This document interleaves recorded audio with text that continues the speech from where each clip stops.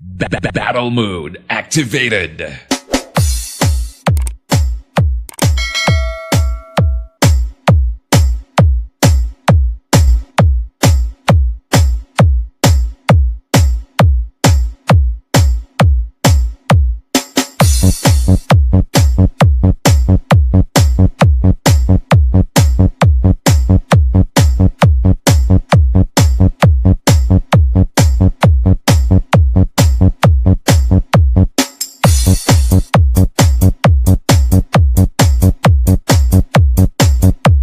Good morning mga buddy. May vlog ako ngayon, connection ng ating smart TV saka ng ating konzert 502. Yan. Paano ba siya i-connect ang smart TV dito sa ating 502 na pwede tayo mag-video okay ng walang player, walang DVD player. Yan. Ang connection po nito ginawa ko dahil mayroon tayong isang viewers na kailangan niya ng tulong ko tungkol dito sa ating connection. Siguro may matutunan ka rito sa aking ginawa, sir, para sa iyo to. Ginawa ko talaga para sa iyo to. So sana mapanood mo at may tulong ako sa iyo. So umpisan po natin yung connection nito, maiksi lang. So simple lang naman, maiksing connection lang po ito. Tutorial lang na kapiraso lang. Sana ito po, bago natin umpisan yung ating tutorial, ito po ang kailangan natin. Yan, ang RCA yung kabilang dulo, yung kabila ay mono jack. Yan. Yan po ang kailangan lang natin dito. So ang smart TV kasi meron siyang headphone, doon natin isasaksak yon. Ito po ituturo ko sa inyo. Yan, ang kwan po natin, ang TV po natin ay devant po yan. Yan. So siguro naman pare-parehas ang likod niyan ng smart TV na yan. So hanapin lang po natin dito yung earphones. Yan. Ayan po, pag nakita na natin, diyan po natin saksak. May kapareha po yan ayan o, may kapareha siya. Pero ang nakasulat po dyan, para po sa power supply yan. Yan, ito po, dito tayo sasaksak sa earphones. Yan. Saksak po natin itong ating yan.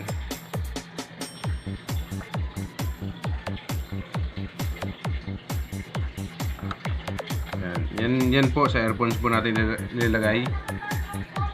Tapos yung dulo niya, ito po yung dulo. Ang ginamit ko po ay konzert 502. Meron po ditong aux, may tuner, may DVD. Dito po tayo magkakabit sa DVD. Meron po yan indicator sa harapan. Ituturo ko rin po kung paano. Yan, yan o, ito po yung ating RCA, yung dulo niya. Ikabit po natin dito, yung red. Okay, sa white. Yan. Yan po yung connection niya. Kung makikita po ninyo dito, sa likod ng ating smart TV, ito pong yan. Yan po, ito video in kasi ito. At saka ito audio in yan. Puro in yan ito sa component in. Kaya wala po tayo magiging kwan dito na dito natin ilagay. So doon talaga tayo titingin sa output nya. Ang magiging kwan lang talaga yung headphone talaga. Yan. So yun, body. Tapos titignan natin yung harapan. So ito po yun, yung sinasabi ko yung input selector nya. Ayan o, meron po dyan nakalagay CD, DVD, tuner, aux. Ayan. So nilagay ko po yan sa CD. Ayan, DVD. Yung kung mapansin nyo kanina, doon ko nilagay sa likod na nakalagay doon CD. Ayan. Tapos ito po yung A and B, gagamitin nyo po yan sa amplifier. Ayan po, yan yung ating A and B, gagamitin po natin sa output ng ating speaker yan sa likod.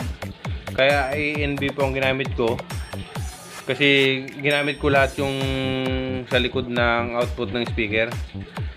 Tapos ito po, pag kayo naggamit ng karaoke dito sa ating amplifier, kasi iba-iba po yung kwan nito eh. Ito may selector naman, yung 5 buto.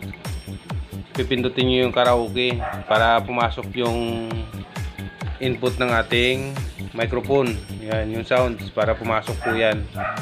Okay, yan na po yung ating connection. Power natin. Power on. Pero bago power on, naka 0 po yan. Okay. Yan na po.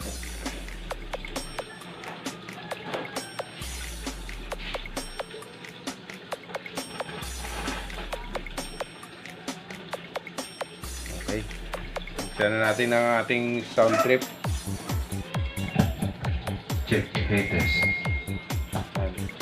Yan, malapit ako sa kwan kasi. Sa ating speaker. Check test. Hey, check test. Ayan. Malapit tayo sa speaker. Kaya inaan lang po natin yung ating microphone. Check test. Yan. So, i-play ko na po ito. Testing.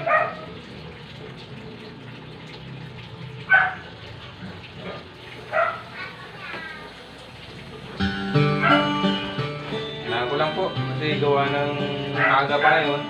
Baka madadali na naman tayo. Check haters. Ayan.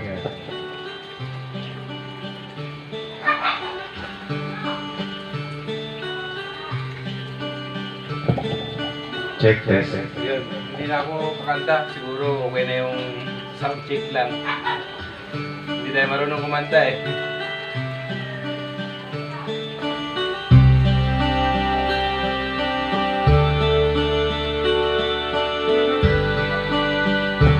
Check test.